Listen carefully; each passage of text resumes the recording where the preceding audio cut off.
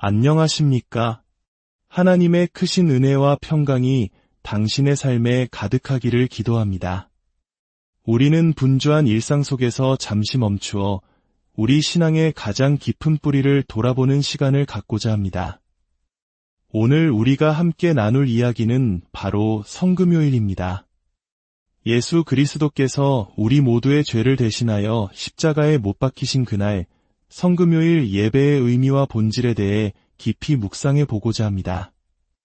이 말씀을 듣기에 앞서 만약 이 메시지가 당신의 마음에 울림을 준다면 좋아요와 구독을 통해 더 많은 분들이 이 은혜를 함께 나눌 수 있도록 도와주시길 부탁드립니다.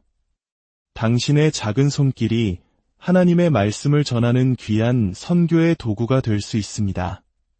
듣는 모든 분들 위해 주님의 축복이 함께하기를 소망하며 이제 성금요일의 깊은 의미 속으로 들어가 보겠습니다. 많은 개신교회에서 교회력의 흔적은 주로 성탄절과 부활절에 집중되어 남아있는 경우가 많습니다.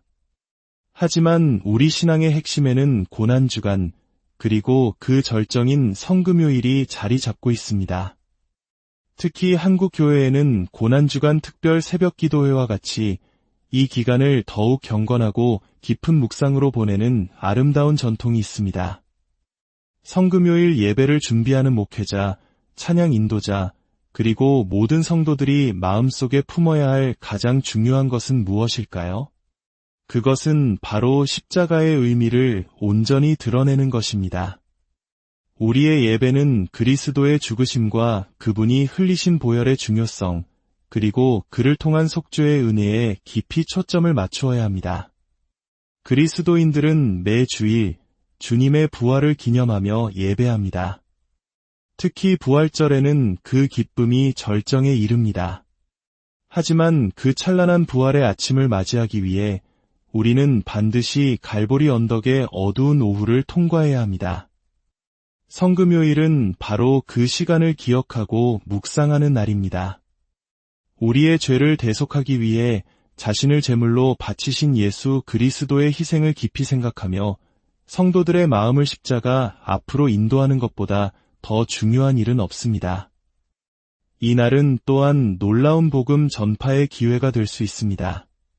그리스도의 십자가에 대해 노래하고 그분의 죽으심이 이룬 구원의 역사를 선포할 때 아직 주님을 알지 못하는 이들의 마음에도 구원의 씨앗이 심어질 수 있기 때문입니다. 성금요일 예배에서 결코 빼놓을 수 없는 또 하나의 중요한 요소는 바로 살아있는 하나님의 말씀 선포입니다. 많은 교회들이 성금요일 예배에서 예수님의 순환과 죽음에 대한 복음서의 기록들을 낭독하는 순서를 갖습니다. 이는 매우 중요하고 강력한 시간입니다. 복음서는 마치 긴 서론을 가진 순환 이야기라고 불릴 만큼 그 중심에 예수님의 십자가가 있기 때문입니다. 우리는 이 말씀 낭독을 단순히 순서 중 하나로 여기는 것이 아니라 하나의 거룩한 사건으로 만들어야 합니다. 예배를 인도하는 이는 설교를 준비하는 것만큼이나 말씀 낭독을 위한 본문 선정과 준비해온 마음을 쏟아야 합니다. 성금요일에 특히 권장되는 방법은 예수님의 순환에 대한 신약의 기록과 그 사건을 예언했던 구약의 말씀을 함께 짝지어 낭독하는 것입니다. 예를 들어 고난받는 종의 모습을 생생하게 예언한 이사야 신세장의 말씀을 복음서의 십자가 사건과 함께 읽는 것입니다. 이를 통해 성도들은 예수님의 십자가가 단지 신약시대에 갑자기 일어난 사건이 아니라 창세전부터 계획된 하나님의 위대한 구원 역사의 성취임을 깨닫게 됩니다. 사도 바울이 디모데후서 3장에서 말했듯이 구약 성경은 그리스도 예수 안에 있는 믿음으로 말미암는 구원의 길을 분명히 보여주고 있습니다. 말씀을 낭독할 때는 결코 서둘러서는 안 됩니다. 마치 성도들 앞에 성경이 놓여 있지 않은 것처럼 그들이 오직 귀로만 듣고도 말씀의 흐름과 논증, 사건의 전개를 온전히 이해할 수 있도록 천천히 그리고 분명하게 읽어야 합니다. 낭독자의 목소리를 통해 말씀 자체가 성도들의 마음에 직접 적용되고 그 의미가 깊이 새겨지도록 해야 합니다. 하나님의 말씀은 본래 개인적인 묵상뿐만 아니라 함께 모인 예배 공동체 안에서 귀로 들려지도록 의도되었습니다. 그렇게 선포된 말씀이 수십 번을 들었음에도 불구하고 그날따라 새롭게 마음을 울리며 평생 잊히지 않는 순간으로 기억될 때 우리는 살아계신 하나님의 역사를 체험하게 됩니다. 십자가의 은혜를 묵상하는데 찬송만큼 우리의 마음을 깊이 어루만지는 것도 없을 것입니다.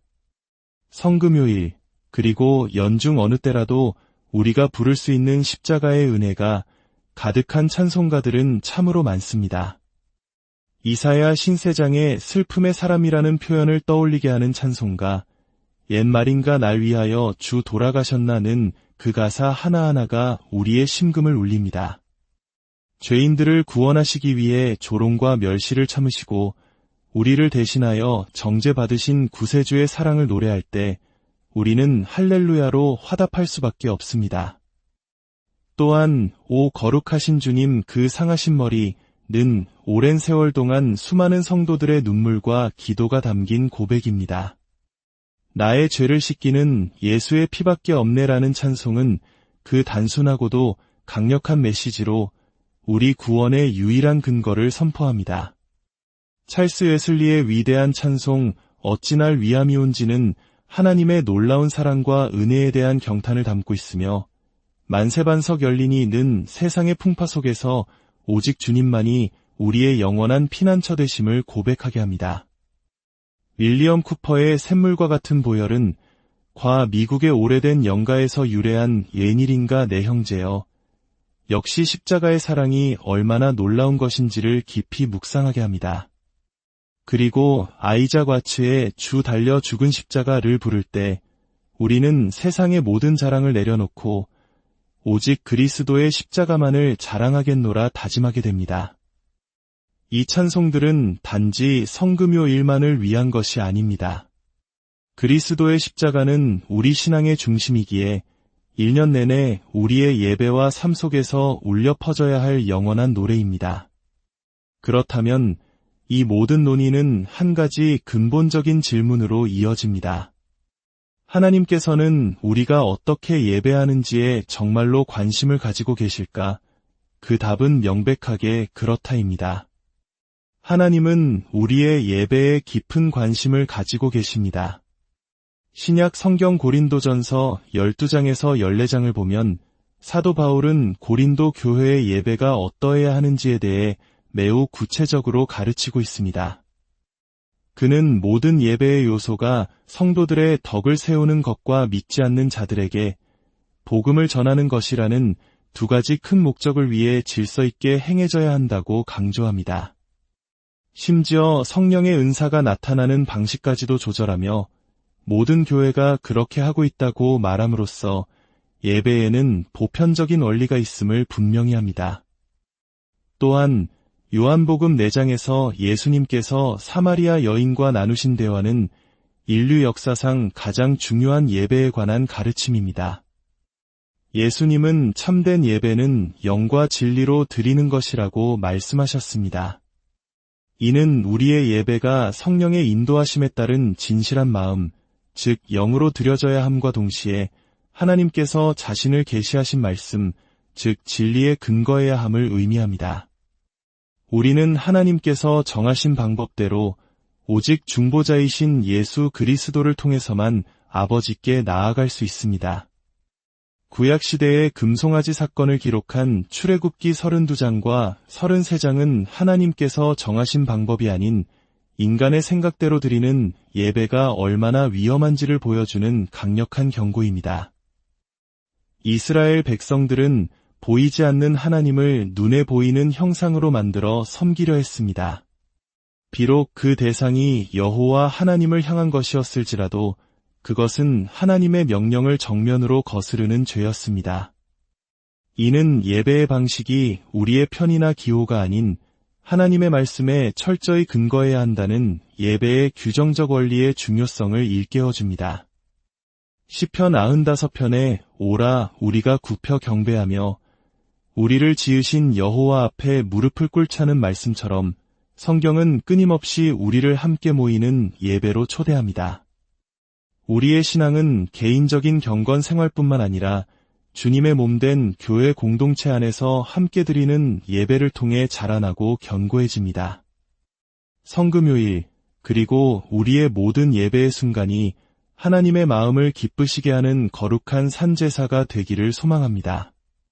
십자가의 깊은 사랑을 묵상하며 그 은혜에 감사와 찬송으로 응답하는 저와 여러분이 되기를 주님의 이름으로 축원합니다. 이 말씀이 당신의 영혼에 깊은 울림을 주었다면 이 은혜를 주변의 이웃들과 함께 나누어 주십시오. 당신을 통해 또 다른 영혼이 주님의 십자가 사랑을 깨닫게 되는 놀라운 역사가 일어나기를 기도합니다.